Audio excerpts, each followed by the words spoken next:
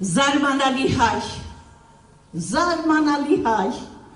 պապդ թուրքահայ, հայրդ ռուսահայ, դու ֆրանսահայ,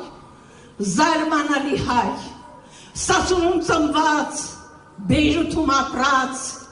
Էջմիածնում մեռած, զարմանալի հայ,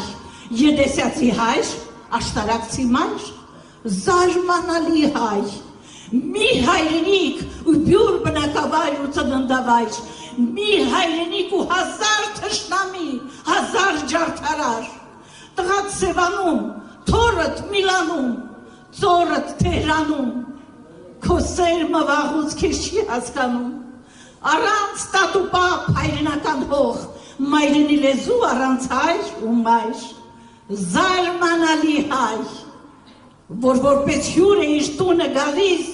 որպես տուրիստ է տան մեջ ման գալիս ու ետ գնում տուն, որնից է կոչվում Հալեբ կամ Շանհայ,